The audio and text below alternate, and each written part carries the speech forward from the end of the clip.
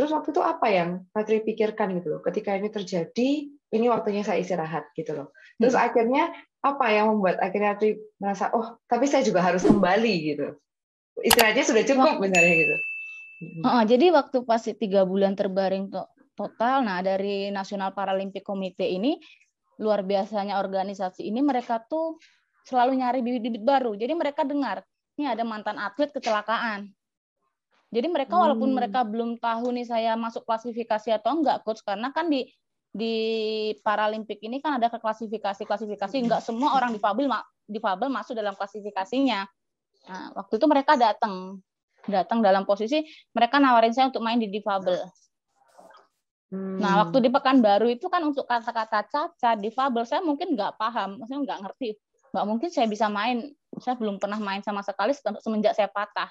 Semenjak saya kecelakaan, bahkan papa saya itu udah gantung raket saya untuk, udah nggak usah main lagi, udah istirahat. Raket saya itu udah digantung papa itu di deket pintu kamarnya. Biasanya udah waktunya saya pensiun gitu, udah adik-adik aja yang main.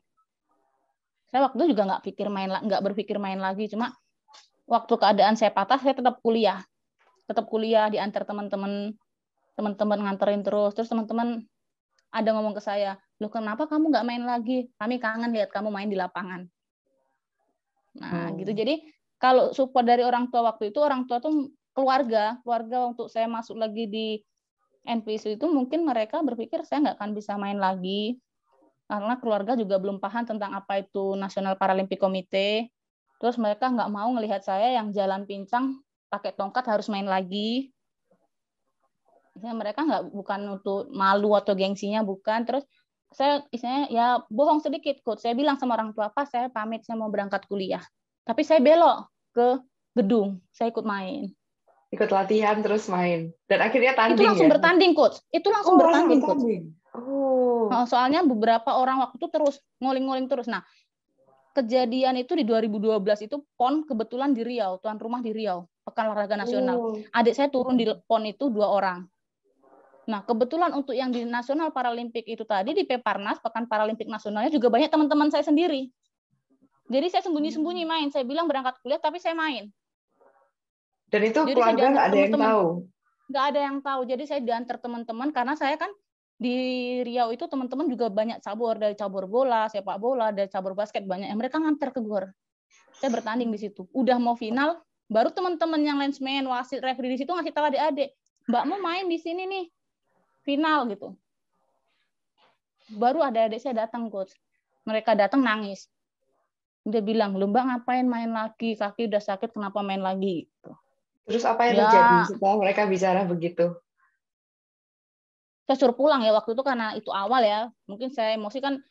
Adik-adik itu tujuannya kan mereka ngomong, yang saya ingat, yang saya dengar betul sampai waktu itu saya simpen korannya. Adik-adik nyopotin sepatu saya, mereka bilang, Mbak ngapain main?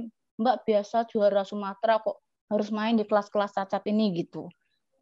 Padahal maksud mereka bukan mendeskripsikan mereka ini cacat, bukan gitu. Maksudnya Mbak kan nggak cacat gitu. Nah saya marah, coach, waktu itu saya bilang, kalian kalau hanya untuk ngomong kayak gitu pulang aja. Memang apa bedanya mereka sama kita, saya bilang gitu. Salah paham sama adik-adik di situ. Tapi waktu itu saya udah bawa 1 emas, 1 perak. Saya takut-takut mau pulang, dalam posisi menang saya takut-takut mau pulang, saya bawa pulang medali, saya tunjukkan ke papa. Terus reaksi mereka bagaimana? Tiba-tiba pulang, bawa medali lagi?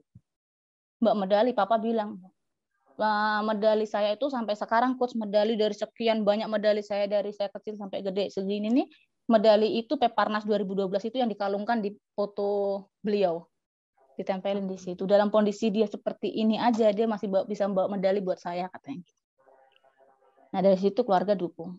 Terus saya bilang, ini hidup saya nyaman di sini. Soalnya saya nyaman di situnya ketika saya lihat orang-orang kursi roda yang mereka jauh lebih membutuhkan, jauh lebih disabilitas dari saya, mereka punya semangat yang luar biasa. Sedangkan saya udah terbiasa hidup dari training center, Platda, udah terbiasa. Tapi saya, oh ini loh hidup saya di sini. Saya senang nengok mereka itu punya semangat yang luar biasa di tengah keterbatasan. Betul kalau kata orang, mereka melampaui batas mereka sendiri.